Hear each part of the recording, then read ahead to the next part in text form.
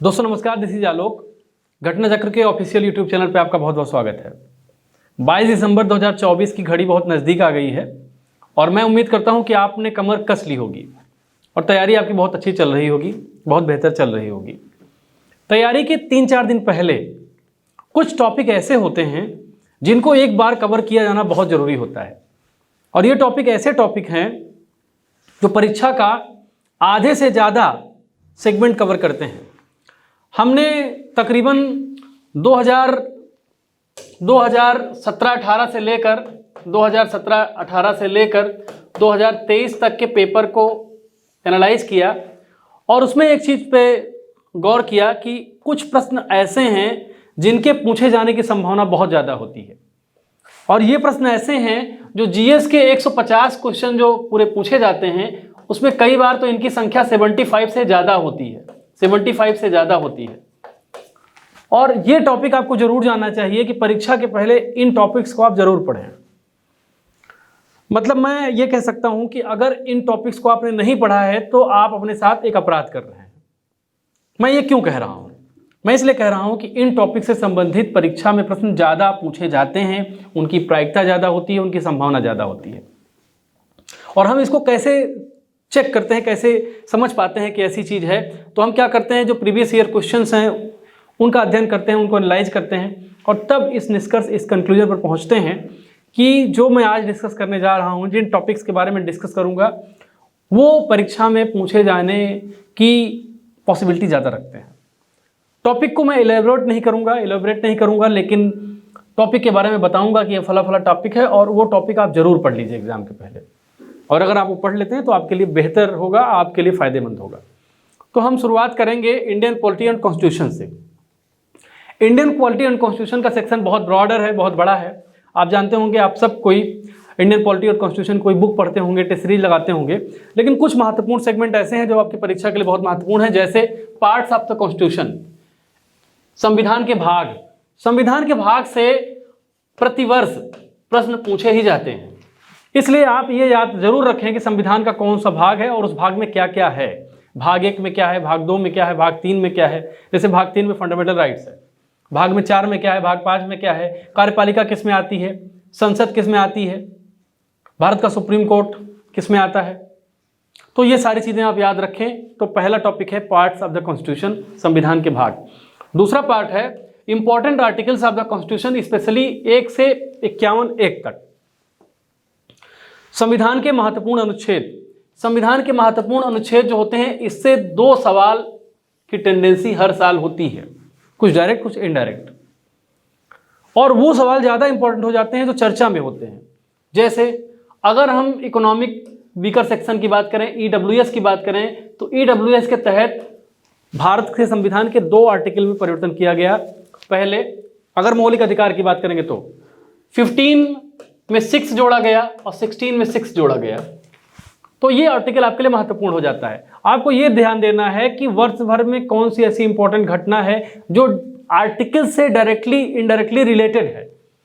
जैसे supreme court का एक विशेषाधिकार होता है, उसका कौन सा आर्टिकल है वो आपको याद रखना है। यूपीपीसीएस में इतनी सारी दिक्कतें आई, पेपर रद्द हो गया, फिर पेपर हुआ, तो यूपीपीसीएस या स्टेट पब्लिक सर्विस कमीशन से संबंधित कौन सा आर्टिकल है, ये आपके लिए इंपॉर्टेंट हो जाएगा। इसलिए उन आर्टिकल्स पर खूब नजर रखिए जो करंट से रिलेटेड हैं, और आर्टिकल 1 से 50 तक तो आप डायरेक्टली इनडायरेक्टली आप उसको याद कर लीजिए। ये दूसरा सेगमेंट है। तीसरा सेगमेंट है इंपॉर्टेंट अमेंडमेंट्स। भारतीय संविधान के जो इंपॉर्टेंट अमेंडमेंट्स हैं, जैसे आर्टिकल अमेंडमेंट 104, अमेंडमेंट 104 जो एंग्लो इंडियन का है, वो सवाल अभी बिहार पीसीएस में पूछा गया सवाल है। और जो रिसेंट अमेंडमेंट हैं, खासकर अमेंडमेंट 100 के बाद वाले अमेंडमेंट, वो आप याद रख लीजिए। एक चीज मैं और बताऊं आपको, जब आप कोई न्यूज देखा करिए, जैसे प्राइम मिनिस्टर मोदी बोल रहे थे और उन्होंने संसद में ये कहा कि पंडित जवाहरलाल नेहरू ने आर्टिकल फर्स्ट अमेंडमेंट किया और उन्होंने नेहरू के बारे में जो टिप्पणियां की। अब आपको खबर देखते हुए ध्यान क्या देना है, आपके काम की चीज क्या है। जब मोदी साहब ये बोल रहे हैं, फर्स्ट अमेंडमेंट की चर्चा कर रहे हैं, तो आप तुरंत फर्स्ट अमेंडमेंट खोलिए बेयर एक्ट से या आपकी कॉन्स्टिट्यूशन की किताब से, और आप देखिए कि फर्स्ट अमेंडमेंट में किस चीज़ में अमेंडमेंट किया गया था। इस तरह से आप एक डायनेमिक स्टडी कर पाएंगे, करंट की घटनाओं पर ध्यान भी दे पाएंगे और आपकी तैयारी भी अच्छी हो पाएगी। तो ये इंपॉर्टेंट अमेंडमेंट है और खासकर रिसेंट जो अमेंडमेंट हैं, जो अभी तत्कालीन या करंट सिनारियो में अमेंडमेंट जो हुए हैं, हाल ही में जो हुए हैं, वो बहुत महत्वपूर्ण है। आर्टिकल 371 महत्वपूर्ण है। आर्टिकल 371 में कौन से राज्य आते हैं, किस राज्य को क्या छूट दी जाती है। जैसे आर्टिकल 370 था वैसे ही आर्टिकल 371 है। अब इसमें क्या क्या चीज़ें आती हैं ये भी आप एक बार समझ लीजिए। फिर शेड्यूल, और शेड्यूल में जो है अनुसूची, इसको हिंदी में कहा जाता है अनुसूचियाँ। अनुसूचियाँ भी बहुत महत्वपूर्ण हैं और कई बार एग्जाम में पूछी जाती हैं। और फिर अंतिम में है आर्टिकल 108 से आर्टिकल 118, यानी पार्लियामेंट में जो बजट प्रक्रिया होती है, पार्लियामेंट की और सारी चीज़ें। आर्टिकल 108 और आर्टिकल 118 के बीच के आर्टिकल आपको लगभग ये चीज़ पता होनी चाहिए। तो ये कुछ इंपॉर्टेंट टॉपिक्स हैं जो पॉलिटी के हैं। अब हम ज्योग्राफी में चलते हैं। ज्योग्राफी, इंडियन और वर्ल्ड ज्योग्राफी में देखते हैं क्या महत्वपूर्ण हो सकता है। जैसे ग्रासलैंड इन वर्ल्ड, घास के मैदान जो दुनिया भर में हैं, ये बहुत बार परीक्षाओं में पूछे जाते हैं। आपको याद कर लेना चाहिए कि घास के मैदान सवाना कहाँ है, डाउन्स कहाँ है, किस देश में पाई जाती है, ये सारी चीज़ें आप याद कर लीजिए, बहुत ही इंपॉर्टेंट है। और फिर जो है आयरन ओर, लॉ अयस्क इन वर्ल्ड एंड इंडिया। अब इनकी इंडिया में क्या स्थिति है, भारत में क्या स्थिति है लौह अयस्कों की, पूरी दुनिया में क्या स्थिति है, कौन सा देश है जो सबसे ज़्यादा लौह अयस्क का उत्पादन करता है, कौन सा देश सबसे ज़्यादा निर्यात करता है, भारत में कौन सा राज्य है जो सबसे ज़्यादा उत्पादन करता है, ये सारी चीज़ें आप याद कर लीजिए। फिर कोल फील्ड है, यानी कोयला से संबंधित जो क्षेत्र हैं, जो महत्वपूर्ण क्षेत्र हैं, वो पूछे जाते हैं। कई बार ये पूछ लेते हैं कि आपको शहर का नाम दे देगा, शहर का, और कह देगा कि ये किसके लिए प्रसिद्ध है, तो आपको बताना रहेगा कि लौह अयस्क के लिए प्रसिद्ध है या फिर डायमंड के लिए प्रसिद्ध है, गोल्ड के लिए प्रसिद्ध है। इस तरह के क्वेश्चन भी पूछे जाते हैं, आप इसको भी समझ लें। जैसे गोल्ड, डायमंड एंड कॉपर, स्वर्ण, हीरा और तांबा कहाँ पाया जाता है पूरी दुनिया में सबसे ज़्यादा, भारत में किस राज्य में ज़्यादा पाया जाता है, ये भी बहुत इंपॉर्टेंट एस्पेक्ट हैं एग्जाम के, खासकर ज्योग्राफी के संदर्भ में आप समझ लीजिए। इंपॉर्टेंट लेक्स हैं, महत्वपूर्ण जो लेक हैं पूरी दुनिया के, जैसे विक्टोरिया लेक है, सुपीरियर लेक है, इस तरह के लेक जो इंपॉर्टेंट लेक हैं वो बहुत महत्वपूर्ण हैं। सबसे दुनिया की सबसे बड़ी मीठे पानी की लेक कौन सी है, अफ्रीकन महाद्वीप की सबसे बड़ी लेक कौन सी है, एशियन महाद्वीप की सबसे बड़ी लेक कौन सी है, इस तरह की चीज़ें आप याद कर लीजिए। और ये लेक इंडिया में भी बहुत महत्वपूर्ण हैं। जैसे पूछ लेगा कि लेक कौन है, लेक पूछ लेगा और पूछ लेगा ये किस कंट्री से हैं, किस देश से संबंधित है, तो आपको बताना रहेगा कि ये फला फला लेक है, इस देश से संबंधित है।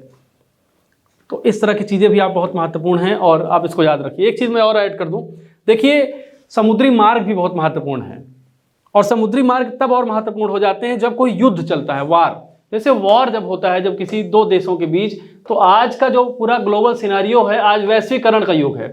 वैश्वीकरण के युग में जब दो देशों के बीच कोई घटना होती है, जैसे रसिया यूक्रेन के बीच हो जाए, इजराइल पैलेस्तीन के बीच हो जाए, तो वो दो देशों के बीच घटना नहीं होती है, वो पूरी दुनिया को प्रभावित करती है, और तब जल मार्ग बहुत महत्वपूर्ण हो जाते हैं। तो आप जब लेख पढ़ें तो आप ये भी पढ़ लें कि जल मार्ग के बारे में, जल मार्ग जैसे पनामा हो गया, सुएज नहर जो जल मार्ग है वो है।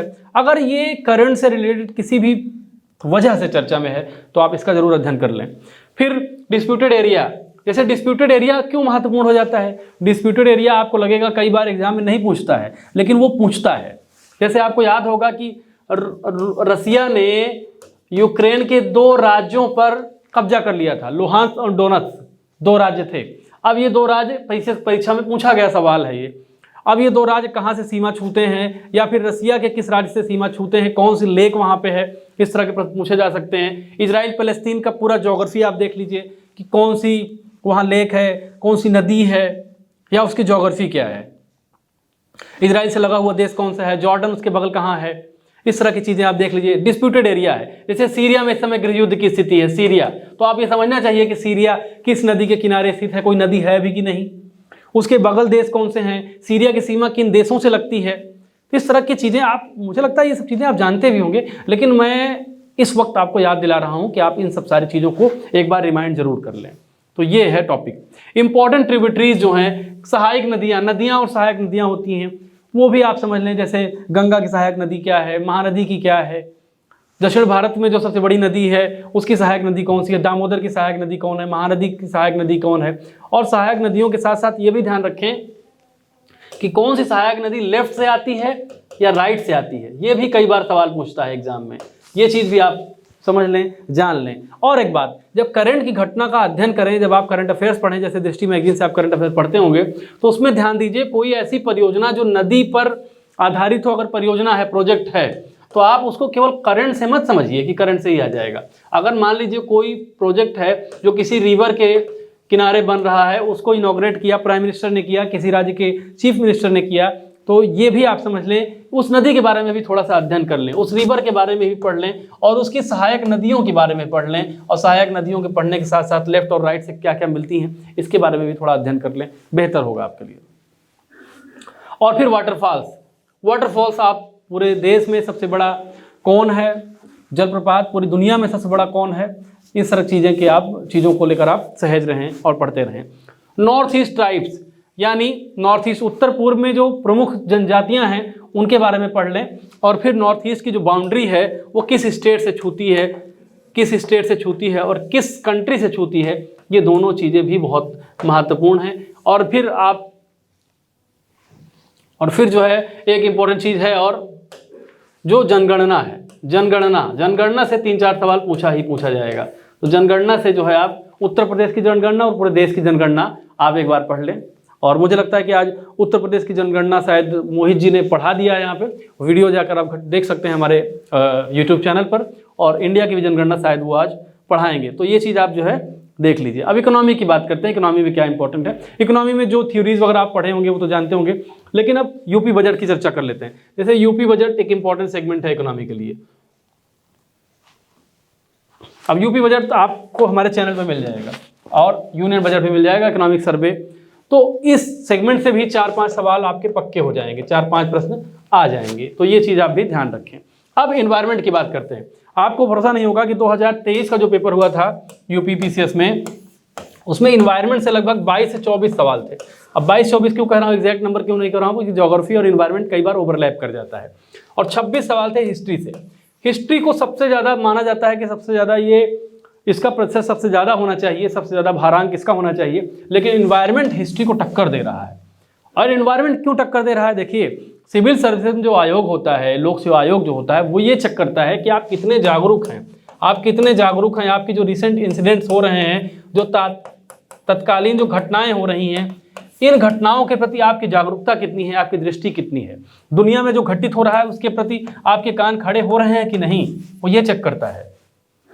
अगर आपके कान खड़े हो रहे हैं तो इसका मतलब है आप उसका अध्ययन करेंगे, उसके बारे में पढ़ेंगे, और आयोग यही अपेक्षा करता है। कई लोग कहते हैं कि इन्वायरमेंट का सेक्शन क्यों बढ़ता जा रहा है, तो इन्वायरमेंट का सेक्शन इसीलिए बढ़ता जा रहा है कि एक लोक सेवक के रूप में आयोग से आपसे अपेक्षा करता है कि आपकी नज़र पैनी हो और आप चीज़ों को जानते रहें, समझते रहें। ग्लोबल वार्मिंग का ज़माना है भैया, ग्लोबल वार्मिंग। और ग्लोबल वार्मिंग के ज़माने में जब ग्लोबल वार्मिंग पड़ रही है, नेता हालांकि बहुत फॉर्मेलिटीज़ भी करते हैं, एसी में जाते हैं और एसी को ख़त्म करने की बात करते हैं, वो खैर एक अलग विषय है। लेकिन ग्लोबल वार्मिंग की चर्चा हो रही है, पूरे दुनिया में तापमान बढ़ रहा है, पूरी दुनिया में तापमान बढ़ रहा है, और ये तापमान अगर लगातार बढ़ता जाएगा, एक रिपोर्ट आई थी जिसके तहत ये माना गया था कि अगर ये तापमान 1 डिग्री सेंटीग्रेड बढ़ गया तो पूरी दुनिया की जो बायोडाइवर्सिटी है वो आप समझ लीजिए 27% तक निगेटिवली अफेक्ट हो सकती है, नकारात्मक रूप से प्रभावित हो सकती है। तो अगर इस तरह के सिनेरियो में आप देखेंगे, इस तरह का सिनेरियो पूरी दुनिया में है, तो आयोग भी आपसे अपेक्षा करता है कि आप इसके प्रति जागरूक रहें। जागरूकता के लिए क्या करें कि आप जो तात्कालिक घटनाएं हैं उसको पढ़ें, समझें। तो आयोग इसीलिए इन्वायरमेंट पर जोर दे रहा है, आपकी जानकारी के लिए बता दूं, इसीलिए आयोग इन्वायरमेंट जैसे टॉपिक पर के सेक्शन पर जोर दे रहा है। अब इन्वायरमेंट में क्या महत्वपूर्ण टॉपिक हो सकता है, जैसे आप बार बार देखते होंगे बायोडाइवर्सिटी। बायोडाइवर्सिटी एक बहुत महत्वपूर्ण टॉपिक है इन्वायरमेंट के लिए, जैव विविधता कहा जाता है, जैव विविधता। ये आपकी परीक्षा में बहुत महत्वपूर्ण है, आप समझ लीजिए। जैव विविधता से संबंधित प्रश्न हर बार पूछे जाते हैं। अब बायोडाइवर्सिटी में क्या क्या इंपॉर्टेंट रिसेंट में हो सकता है, जैसे बायोडाइवर्सिटी इंडेक्स, जैव विविधता इंडेक्स, इसमें भारत की पोजीशन क्या है ये आप समझ लीजिए। और बायोडाइवर्सिटी से संबंधित कोई सम्मेलन अगर कोप हुआ है, कॉन्फ्रेंस ऑफ पार्टीज हुई है जो यूएन के संदर्भ में होती है, यूनाइटेड नेशन के द्वारा होती है, तो इसको भी आप समझ लें। तो बायोडाइवर्सिटी में जो भी ग्लोबल समिट्स हैं, या इंडिया में कोई सम्मेलन अगर हुआ है, नेशनल सम्मेलन हुआ है इंडिया में, अगर नीति आयोग कोई सम्मेलन आयोजित कर रहा है तो भी आप समझ लें। तो बायोडाइवर्सिटी को दो तरह से आप पढ़िए, पहला तो एक ट्रेडिशनल परंपरागत एस्पेक्ट होता है। परंपरागत एस्पेक्ट में क्या होता है? परंपरागत एस्पेक्ट में ये होता है कि थ्योरीज होती हैं और उसके कंसेप्ट होते हैं, अवधारणाएं होती हैं, और रिसेंट कॉन्टेक्स्ट में ये सारी चीज़ें आती हैं। दोनों को मिलाकर आप बायोडाइवर्सिटी पर फोकस करें एग्जाम के पहले। फिर वाइल्ड लाइफ सेंचुरीज, वन्य जीव अभ्यारण्य बहुत महत्वपूर्ण है, और वन्य जीव अभ्यारण्य वो बहुत महत्वपूर्ण है जहाँ पे कोई शेर छोड़ा गया, या फिर आपको याद होगा कि प्रधानमंत्री ने कून्हो एक पार्क है एमपी में, वहाँ पे एक घटना को अंजाम दिया था। अगर इस तरह की चीज़ें हुई हैं, करंट में हुई हैं, तो वो वाइल्ड लाइफ सेंचुरी बहुत महत्वपूर्ण आपके लिए हो जाएगी। आप समझ लीजिए वाइल्ड लाइफ सेंचुरीज बहुत महत्वपूर्ण है। अगर कोई नई वाइल्ड लाइफ सेंचुरी बनी है, कोई निवेस्ट बनी है भारत में, अब आपसे मैं एक प्रश्न पूछ रहा हूँ, बताइए कि भारत में सबसे नई वाइल्ड लाइफ सेंचुरी कौन सी है, या फिर भारत में वाइल्ड लाइफ सेंचुरी की संख्या कितनी है? कमेंट करके बताइए आप। इस तरह की चीज़ों पर आप नज़र रखें। मेगा डाइवर्स कंट्रीज हैं, यानी विश्व में सबसे ज़्यादा विविधता कहाँ पाई जाती है, कौन से देश ऐसे हैं, भारत में क्या स्थिति है, इस तरह की चीज़ें भी आप पढ़ें। और फिर इन्वायरमेंटल एक्ट्स पढ़ लें। इन्वायरमेंटल एक्ट जैसे 1972 का भारत का है, 1972 का है, 1986 का है, तो इस तरह की चीज़ों को आप पढ़ लें। और प्रोजेक्ट्स जो होते हैं जैसे एलिफेंट प्रोजेक्ट है और टाइगर रिजर्व प्रोजेक्ट्स हैं, ये सब सारी चीज़ें आप पढ़ लें। टाइगर की जनगणना पढ़ लें कि टाइगर की पॉपुलेशन, भारत में टाइगर की संख्या कितनी है, टाइगर के संदर्भ में कौन सा राज्य भारत में है जहाँ सबसे ज़्यादा टाइगर पाए जाते हैं, तो इस तरह की चीज़ें आप पढ़ लें। फिर आप विलुप्त प्राय और विलुप्त जीवों को भी पढ़ लें कि भारत में क्या स्थिति है, पूरी दुनिया में इसकी स्थिति क्या है। रेड डेटा बुक से ये सारे डेटा आपको मिल जाएंगे। और जब एक्ट की आप बात करें तो एक्ट में आप न केवल भारत का पढ़ें बल्कि पृथ्वी सम्मेलन, अर्थ समिट भी पढ़ लें।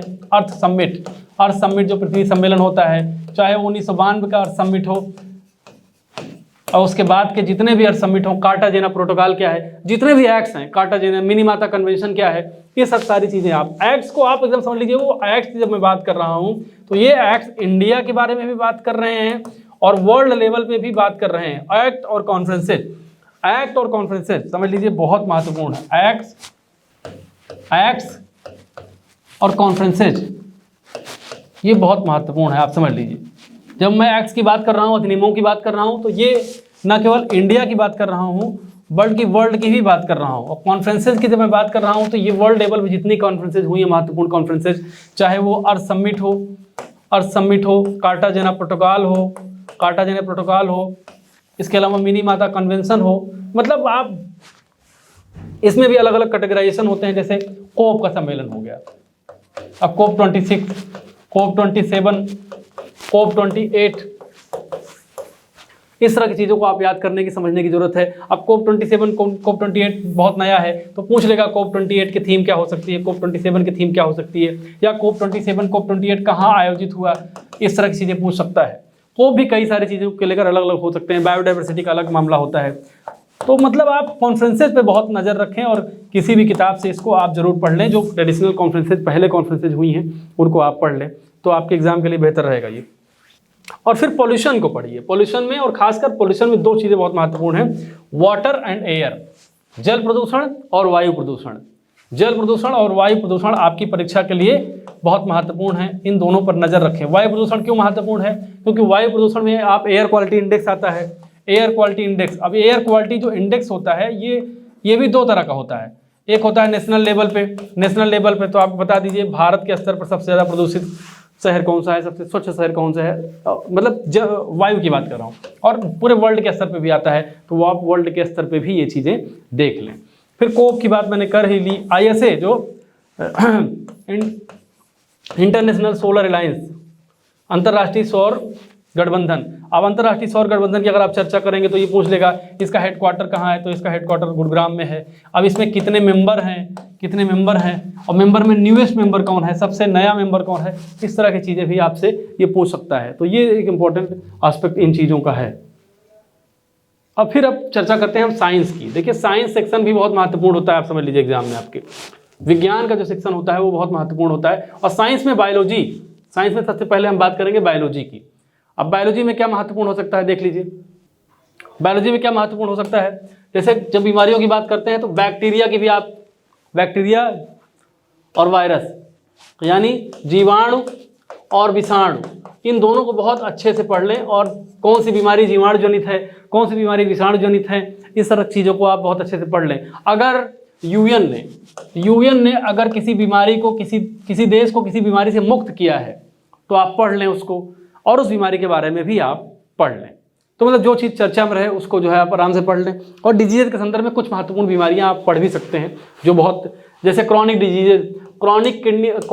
डिजीज में जैसे कैंसर हो गया, कैंसर कैसे होता है, किस तरह से होता है, एड्स हो गया, CKD यानी क्रॉनिक किडनी डिजीज हो गई, और जो तरह तरह की बीमारियां हैं जैसे पल्मोनरी जो बीमारियां होती हैं, सांस संबंधित बीमारियां, अस्थमा, इस तरह की चीज़ों को आप एक बार उसका अध्ययन कर लें। फिर ह्यूमन फिजियोलॉजी आप देख लें, ह्यूमन फिजियोलॉजी एक बहुत महत्वपूर्ण चैप्टर है बायोलॉजी के दृष्टिकोण से।